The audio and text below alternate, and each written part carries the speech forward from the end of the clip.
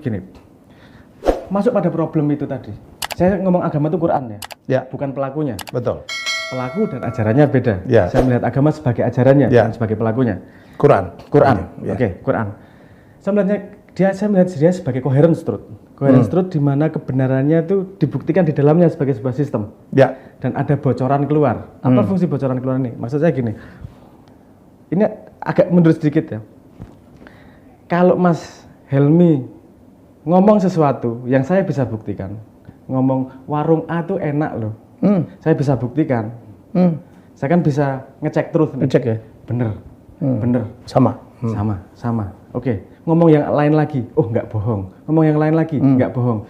Saya membangun trust, Membangun sebuah kepercayaan. membangun sebuah kepercayaan. Terus kemudian Mas Helmi ngomong sesuatu yang saya tidak bisa membuktikan. Saya bermimpi ketemu Nabi misalnya, apa Mas Helmi ngomong, terus saya kan ya gimana nih membuktikan? Nggak mungkin ada metodologi saya itu bisa masuk ke kepala, itu bisa membuktikan itu. Tapi melihat track record ke belakang, sebelumnya ya. itu jadi secara Bayesian, confidence saya terhadap informasi Bisa itu benar, itu tinggi itu. Walaupun saya tidak bisa secara absolut mengatakan bahwa itu benar, tapi nggak 50% juga. Wong selama ini nggak pernah bohong kok. Ya pasti apa namanya lumayan. Ada bisa dipercaya nih, ada kepercayaan di situ. Membangun bagaimana sebelum Quran dan agama turun, Nabi Muhammad kan disebut sebagai Al-Amin. Jadi percaya pada sesuatu yang sesama manusia bisa buktikan, sehingga Nabi menjadi Al-Amin. Disebut sebagai Al-Amin sebelum Nabi bahkan. Jadi ketika ngomong sesuatu yang nggak masuk akal, yang orang lain tidak bisa membuktikan, saya ketemu sama Jibril, siapa yang bisa membuktikan? What the hell? Tapi berdasarkan Al-Amin yang sebelumnya ini kan jadi oke nih, jadi informasi terhadap revelation, jadi tingkatnya naik nih kepercayaannya karena sudah membuktikan diri sebagai Al-Amin. Oke. Dengan asumsi itu kita melihat struktur Quran nih, gimana ngajarin manusia nih. Kalau Quran ngajarin sesuatu yang manusia belum tahu, gimana kita punya faith, kepercayaan ke dia? Makanya ada bocoran correspondence nih. Zaman dulu bumi dan langit dijadikan satu. Ada kalimat-kalimat yang kemudian dibuktikan secara sains itu loh. Nyambung secara sains. Saya melihatnya itu bukan perlu dibanggakan bahwa ternyata Quran benar. Karena saya yakin kebenaran Tuhan jauh lebih lebar daripada itu. Ini cuma limitasi yang dikasih manusia nih loh. Suatu saat kamu akan pahamin ini loh. Gunanya apa? Untuk membangun trust itu tadi yang bisa kita tes nih. Tapi kemudian ada informasi-informasi yang kita belum sampai, yang kita nggak bisa tes, kita nggak bisa meremehkan, karena yang lain bener ini, gitu. Yang lain bener ini. Saya nangkap logiknya. Yang lain make sense ini. Terus saya nggak punya cukup informasi untuk menilai ini menjadi salah, karena gini, tidak ada bukti itu tidak sama dengan bukti tidak ada loh. Itu disiplin sains loh. Mohon maaf Mondrat. Tidak ada bukti tidak sama dengan bukti tidak ada. Ketidakadaan itu juga butuh bukti. Ini kan yang sering pakai argumentasi, nggak ada buktinya, ngapain aku percaya? Tidak ada bukti, itu tidak sama dengan bukti tidak ada. Logiknya nggak gitu. Tidak ada bukti, kita belum tahu, itu aja. Belum ketemu aja. Kalau tidak ada, itu juga butuh bukti. Siapa bilang nggak ada? Saya kasih contoh, di dunia sains ini sudah ada yang dengan yang namanya Michelson-Morley experiment. Ini tentang ini tadi ya, tentang ini nanti dikira saya ngarang nih. Saya ngasih contoh, ada sebuah perjalanan di dunia fisika yang persis menunjukkan seperti ini. Dulu Einstein pernah menyatakan bahwa dunia gelombang cahaya ini karena bisa di mana-mana, dia harus punya medium nih. Kendaraannya di mana mediumnya, sehingga dia ngomong ada ether nih. Kemungkinan di seluruh dunia nih ada ether. Ada ether. Kata Tuhan diganti ya, ada ether. Jadi orang nggak tahu nih ada atau enggak. Ada seseorang yang namanya Michelson-Morley. Dia membuat eksperimen. Kalau ada ether, pasti ini terjadi gini nih. Dia ada yang namanya kalau asumsinya ether ada di seluruh dunia, bumi pasti berjalan mengikut ketika bumi berjalan, ethernya pasti bergerak nih. Dia ngukurnya pakai cahaya nih, cahaya dipecah, pokoknya ada aparatus lah cara untuk menunjukkan. Dan di situ terbukti bahwa tidak ada yang namanya ether. Sains kemudian menerima narasi itu bahwa bahwa ether tidak ada karena pembuktian dari Michelson-Morley. Jadi tidak ada itu juga butuh bukti, bukan ketidakadaan bukti adalah bukti tidak ada. Teliti nih sama-sama way of thinking gitu loh. Nah jadi saya balik tadi apa fungsinya agama Quran ini tadi. Quran ini tadi kan petunjuk. Petunjuk itu kan berguna pada sesuatu yang kita tidak tahu. Tidak tahu. Yeah. Kalau kita tahu ngapain? Petunjuk. Guideline ya. Guideline. Dan kita tidak, kalau ada petunjuk ke Bandung di jalan tol, untuk sampai ke Bandung kita tidak rangkulan ke petunjuknya, tapi kita ngikuti arahnya kemana. Yeah. Seperti Google Map adalah petunjuk buat kita. Kita beriman pada Google Map karena kita tidak tahu tempatnya di mana. Itu kan beriman sama aja tuh. Yeah. Kamu punya cukup sufficient reason untuk percaya pada Google Map karena beberapa alasan kemungkinan. Karena temanmu semua merekomendasikan, cukup alasanmu untuk percaya. Kamu pernah membuktikan, cukup untuk percaya. Tapi kalau ditanyain mekanisme detailnya gimana sih Google Map, nggak semua orang tahu. Itu juga dengan Quran nih. Sufficient reasonmu seberapa sih setiap orang? Kalau ada sudah sufficient dan cukup untuk mempercayai itu, ada informasi yang belum kami pahami, bukankah itu petunjuk? Nanti kedepannya di sana loh, kedepannya di sana loh probabilitasnya. Ada cerita tentang ruh dan segala macam, itu siapa tahu bener loh. Kita tidak punya bukti bahwa itu salah, tapi ngelihat bukti di sekitarnya secara Bayesian itu tadi, probability benernya lebih besar. Problemnya adalah kata itu sendiri punya resolusi yang berbeda untuk tiap orang. Karena kata adalah wakil dari sebuah konsep nih. Gini, maksud saya gini, batu di bayangan tiap kita beda nih. Ada batu merah, batu hijau, batu kuning, batu gede, batu kecil. Jadi ada reduksi, ada relativitas dari kata itu sendiri. Nah, ketika kita baca kata dalam Quran, yang kemudian harus belajar akarnya di Arab. Nih, kemungkinan miss-nya gede nih.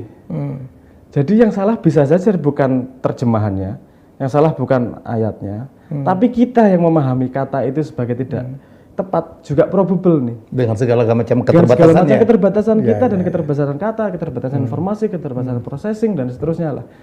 Jadi secara Bayesian dan secara sains, bukan metode ilmiah ya, sains artinya adalah knowledge, ilmu. Secara sains, kalau saya menidakkan satu sumber informasi dengan mudah, tanpa evidence, yang kehilangan saya yang merugi saya, yang bodoh saya. Kamu belum baca, udah ngomong itu nggak bener, kamu belum meneliti sedalam mungkin kok udah ngomong itu nggak bener. Konklusi bener atau tidak setelah kamu sufficient reason bener-bener untuk mengatakan itu tidak valid. Saya belum pernah sampai pada posisi itu selama ini di Quran. Oke, luar biasa. Rumit ya. Tapi enggak lah. Hebatnya seorang Noe itu bisa menerangkan dengan mungkin kalau kita banyak profesor kita dengarnya rumit banget gitu, tapi Noe bisa menerangkannya dengan cara yang cukup banyak perumpamaan ya. Ngertilah kita, ya. Tapi kalau enggak ngerti juga ya belajar ngertilah. Sekarang ikut gerakan Maya. Gimana? Sekarang ikut Cak Non. Oh iya. Udah lama kadang-kadang kalau pas bareng, pas ada kesempatan ya saya ngomong juga. Ya. Luar biasa ya. Kepengen suatu saat jadi seperti Bapak? Enggak juga, karena posibilitas itu enggak mungkin juga. Cak Nun ya hanya ada satu. Cak Nun saya mau jadi Noe juga hanya satu juga. Noe juga ada satu. Dari dulu kan saya sama Cak Nun percaya bahwa bukan menjadi siapanya, tapi memenuhi potensimu semaksimal mungkin. Dan kehadiran Noe sekarang mendampingi Cak Nun menjadi pelengkap yang sangat luar biasa ya. Saya berguna di samping Cak Nun, insya Allah. Semoga saya nggak GR ya. Itu yang saya dapat dari orang. Wow, begitu anaknya Cak Nun, Noe ngomong kita dapat satu dimensi yang lain gitu, dan itu justru bagus gitu ya, nggak sama. Noe, kita tinggalin dulu ini. Serius banget jadi. Itu tadi digali kompleks dulu agak nggak enak ngomong gini. Tapi ya wes lah ya ikut lah. Sorry ya saudara-saudara.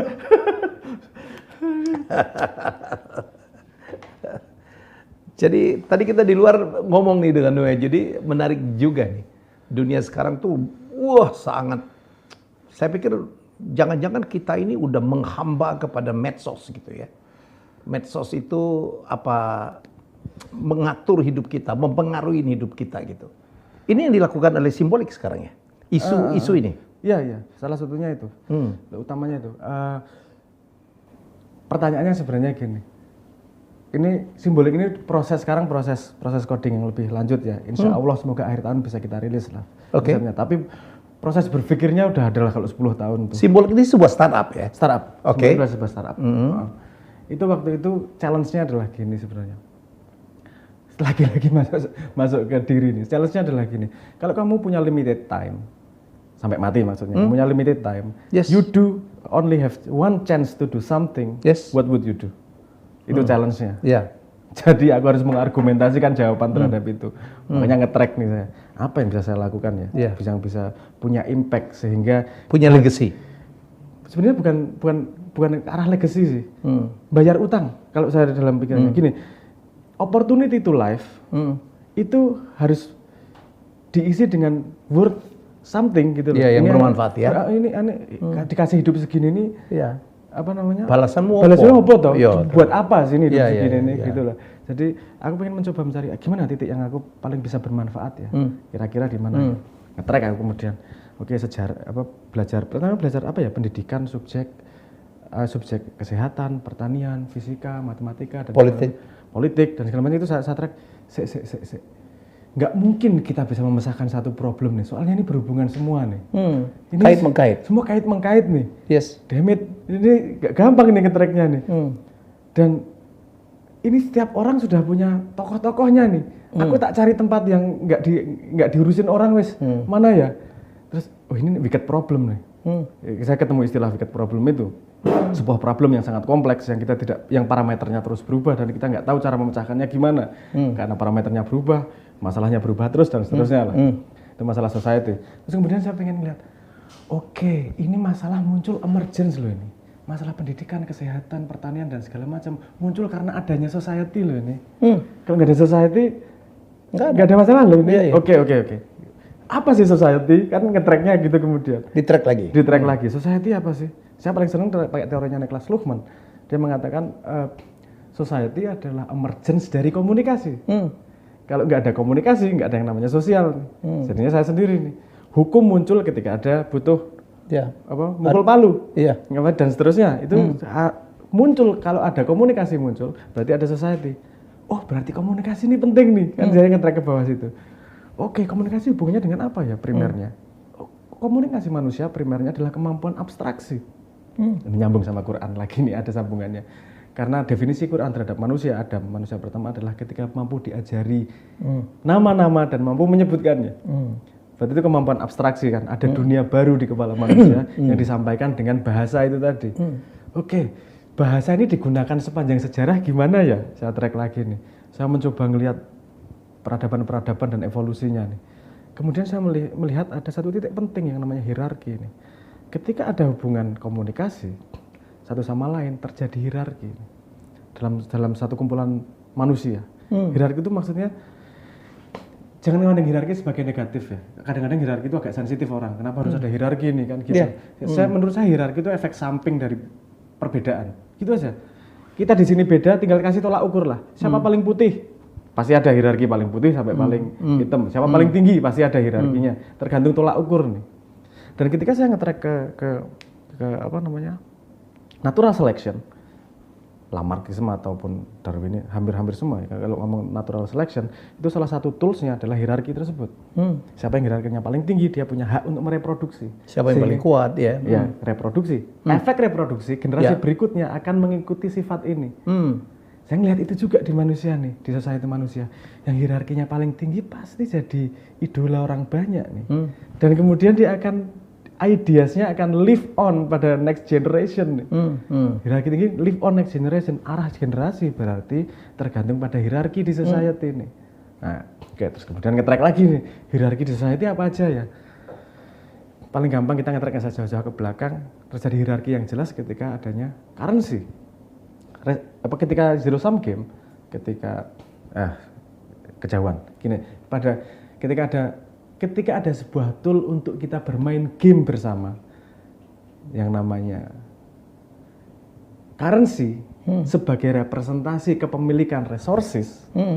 Resources berhubungan dengan survival, sebenarnya ekstensi aja nih, ekstensi dari konsep survival awal di hewan itu tadi. Ini kemudian dijadikan hierarki nih.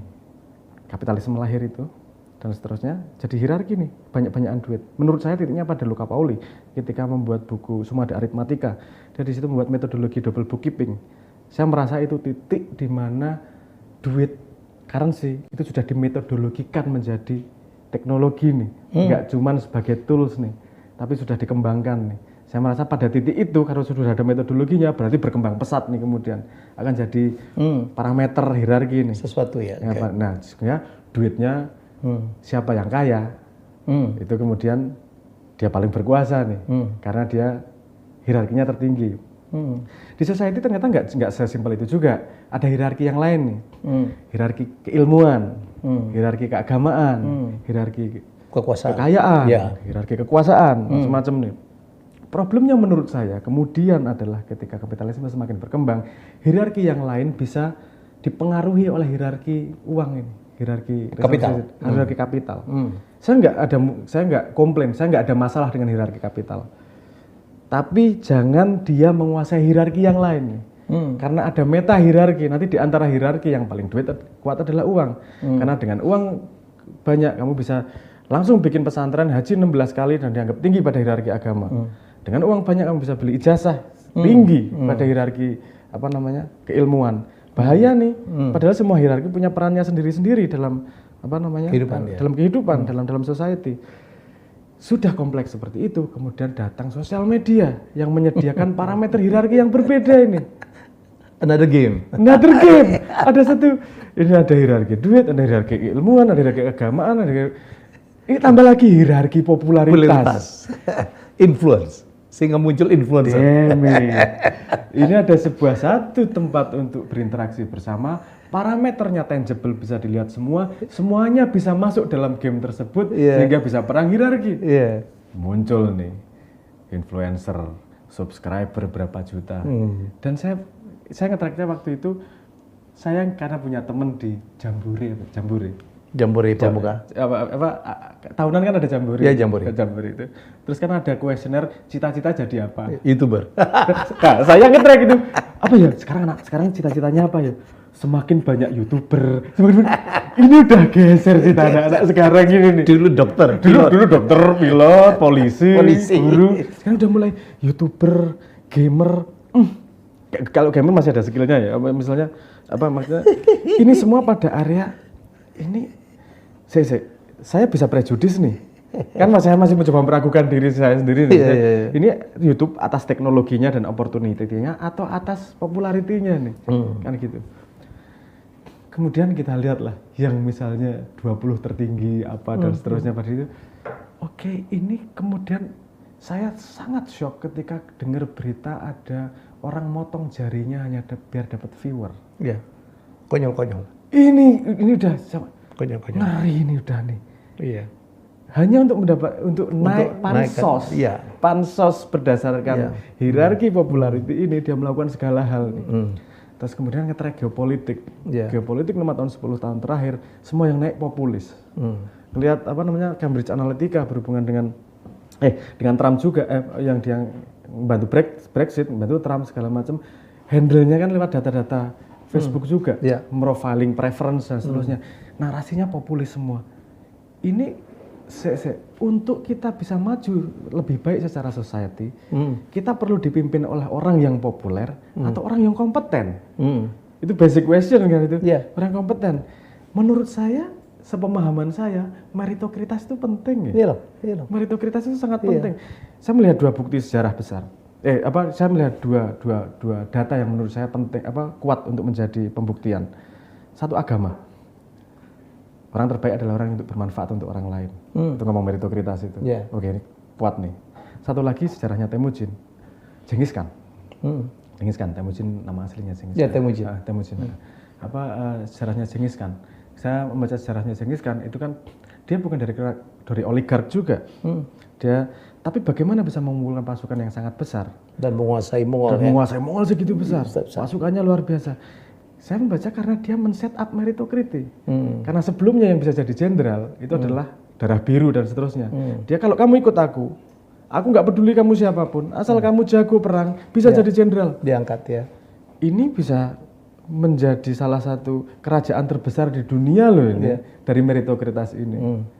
Ini kalau kita society nggak nyoba meritokrasi bahaya nih. Kalau kita berdasarkan popularitas. Yang mimpin adalah orang yang paling pintar bersolek, bukan orang yang paling pintar memecahkan masalah. Paling bisa menarik perhatian. Bukan orang yang bisa memecahkan masalah. Tapi untuk nge-track gitu gimana caranya, nggak mudah nih. Kemudian kita bersimulasi pakai simbolik itu. Karena ini semua terjadi ruang publik nih. Kita harus bikin ruang publik dengan parameter yang berbeda. Karena menurut saya potensi utama dari internet adalah bagaimana ilmu bisa tersebar dengan cepat. Akuisisi ilmu bisa sangat cepat. Saya dengan internet itu senengnya nggak karuan karena bisa nge-track informasi, cari jurnal cepet, cari ini cepet, itu sangat menyenangkan lah. Mau cari apa aja urusannya mau atau enggak gitu aja. Bukan limitasi ekonomi, bukan limitasi jarak, limitasinya mau atau enggak, itu kan threshold yang sangat rendah itu. Siapapun kalau mau pintar itu gampang sebenarnya lewat internet. Tapi kok kayak gini ya yang terjadi ya, hoaxnya segini banyak ya, orang-orang kok malah stress levelnya naik ya. What happened nih? What's wrong nih? Something wrong ya. Something wrong nih. Padahal dulu pernah ada hipotesis bahwa pada era kelangkaan informasi, pernah ada hipotesis kalau informasi nggak langka, society akan lebih baik nih. Kan hipotesisnya gitu. Ternyata ketika informasi sudah banjir, society tambah ngeri nih. What's wrong? What the hell? What's wrong? Saya nge-track di situ ada something for granted. Ada something yang take for granted nih. Pada era kelangkaan informasi, kan transmisi informasi lewat buku. Buku itu melewati para ahli. Jadi informasi yang kita terima sudah terkurasi oleh para ahli di bidangnya. Jadi kita baca buku politik sudah terkurasi. Kita baca dalam zaman dulu media massa dengan wartawan yang ada editornya. Mengerikan itu ada proses kurasinya untuk masyarakat. Betul. Nah ini tidak terjadi di sosial media, nggak ada kurasi. Satu-satunya kurasi adalah followermu berapa, subscribermu berapa, yang tidak ada hubungannya sama sekali dengan isi. This is a problem. Kita harus bikin sosial media yang bisa menggunakan informasi dalam sosial media untuk menumbuhkan diri nih. Pakai sebuah metodologi. Bagaimana metodologi untuk mengumpulkan informasi yang bite size? Kan kita udah jarang nih mau baca buku nih. Maunya kan stumble on nih. Ketemu ilmu dikit-dikit gini. Tapi gimana nih manage ilmu yang segini banyak nih? Nah, jadi kita bikin tools dengan simbolik ini. Gimana kamu bite size information itu bisa kamu manage di sini sebagai sebuah web ilmu yang bisa kamu ngobrol sama dia. Jadi bukan hanya archiving ilmu, tapi pengennya bisa ngobrol dengan dia. Jadi kamu bisa ngelihat otakmu sendiri at that time, at any time gitu. Tapi ketika ini diamplifikasi dengan sosial media, ini akan menjadi lebih cepat di exchange-nya. Ilmu tidak hanya dibaca sebagai wacana, tapi diakuisisi sebagai web knowledge dalam diri. Karena salah satu yang pernah saya baca, informasi hanya berguna ketika informasi akan mudah diingat ketika dia berhubungan dengan informasi baru akan mudah diingat kalau dia berhubungan dengan 5 informasi lama. Informasi baru hanya akan terintegrasi ketika dia sudah diolah dengan informasi lama yang kamu miliki. Bukan quote menunjukkan kamu tahu, tapi sudah internal processing nih. Karena metodologi internal processing ini gimana? Lagi-lagi saya pakai Niklas Luhmann itu dengan metodologi Zettelkasten ya. Itu menurut saya salah satu hipotesis sangat menarik untuk meningkatkan kapasitas kognitif manusia. Jadi nggak harus terlimitasi sama IQ nih. IQ-mu ya pasti ada limitasi dengan bawaan IQ ya. Tapi dengan tambahan tools kan kita bisa melewati limitasi. Hampir semua konsep teknologi kan bagaimana manusia bisa melewati limitasinya. Ini saya pengen menggunakan tools salah satu tools di simbolik ini untuk melewati limitasi IQ manusia dalam tanda petik gitulah. Ini ngomong itunya ya, ngomong obsesif ngomong optimisnya ya. Nah kemudian exchange ilmu itu terjadi pada sosial media. Apa yang terjadi dengan exchange ilmu itu? Satu, kita jadi cepet nih, saling meningkatkan kapasitas Indonesia. Siapapun kamu punya pulsa, udah bisa meningkatkan kapasitas. Mau nggak belajar? Gitu aja. Nomor dua, kenapa orang mau berbagi? Kalau orang mau berbagi ilmu, kita bisa jadi saling track nih, hierarki. Siapa yang paling mau ngajarin orang? Siapa yang paling punya banyak ilmu? Ini bisa jadi alternatif hierarki daripada hanya popularitas. Like, daripada dasar popularitas. Dasarnya like, ya jumlah subscriber, jumlah follower ya. Di sini kamu bisa pansos. Panjat sosialnya dengan cara ngajari orang, dengan cara membagi ilmu, dengan cara discuss, sameter, diskursus. Ini kan interesting nih, menurut saya ya interesting. Karena dalam satu jalan kita bisa meningkatkan kapasitas kolektif, terus tapi juga bisa membuat hierarki mana yang orang kemungkinan paling optimal untuk bisa memecahkan masalah. Nah, hipotesisnya gitu. Ini walaupun di belakangnya detail-detailnya agak ruwet juga ya, panjang lebar lah. Tapi inti konsepnya sebenarnya seperti itu. Kita pengen membuat sebuah mekanisme ruang publik yang bermanfaat untuk berkembangnya society. Wow. Saya tahu Noe ini memang tidak gampang ya. Pasti memerlukan effort yang panjang, dan biasanya lucu juga tuh, saya nggak tahu tuh ada teori apa gitu, bahwa yang mengajarkan kebaikan itu kadang-kadang justru kalah populer gitu dengan yang iya. Makanya salah satu yang kita pakai misalnya di simbolik ada yang namanya public space. Public space ini follow-nya bukan orang, follow-nya ruang kajian yang kamu senengi. Dan di situ by system semua orang anonim. Dibuat anonim sama orang karena kita pengen gini, nggak lagi menciptakan nggak bias tokoh-tokoh populer baru ya. Bukan ini supaya nggak bias, ini katanya siapa gitu, katanya siapa kayak gitu, biar kamu lihat kontennya. Jadi kita blind review nih. Sebenarnya saya mencontoh mekanisme yang sudah ada di science juga. Ini blind review, dan kenapa reviewnya harus banyak orang? Karena itu yang paling akurat. Satu sistem ngukur itu akan lebih tidak akurat daripada crowd wisdom nih. Ini saya ngambilnya, salah satu pembuktian saya dari kasus 2015 Penelope namanya. Pernah dengar nggak Mas? Ada gambar sapi namanya Penelope 2015 itu. Terus orang diposting sama dia, tebak beratnya berapa? Wow, semua nebak, ada 17.400 sekitar gitulah. Ya masuk. Yang nebak berat sapinya berapa? Terus ini sapi ditanya ini ke ahli nih, beratnya berapa? Si ahli kesalahannya sekitar 6-8%. Ini crowd ini ketika ngukur di rata-rata kesalahannya nggak lebih dari 5%. Rata-ratanya. Menang crowd yang 17 ini. Walaupun kalau dilihat satu-satu ada yang kelebihan jauh, ada yang kurang jauh. Tapi ketika di rata-rata dia lebih akurat nih. Makanya betapa pentingnya yang namanya crowd curation ini loh. Kalau saya pengen tahu ilmu kesehatan dan saya tidak punya basic, saya akan percaya kurasi teman-teman kesehatan nih. Saya ketika pertanian, saya akan percaya kurasi teman-teman pertanian nih. Bagaimana itu bisa terjadi dengan fluid dan natural untuk bisa nanti nyari Menteri Pertanian siapa sih? Yang paling ahli nih. Bukan yang temannya siapa, bukan anak oligark siapa, bukan kroninya siapa, tapi paling optimal untuk kemungkinan bisa memecahkan masalah ya dia, karena dia sudah bergelut di dunia pertanian, dibuktikan oleh komunitas pertanian. Jadi kita bareng-bareng nge-track satu sama lain. Itu hipotesis saya, belum tentu benar, tapi itu hipotesis saya seperti itu. Oke deh. Simbolik gitu. Ini luar biasa. Jadi kita berharap perjuangan Noe dengan teman-teman di Jogja ini berhasil. Amin. Ya, karena betul ini harus ada sesuatu yang membenarkan juga ya. Kita sedih, saya sebagai YouTuber senior gitu.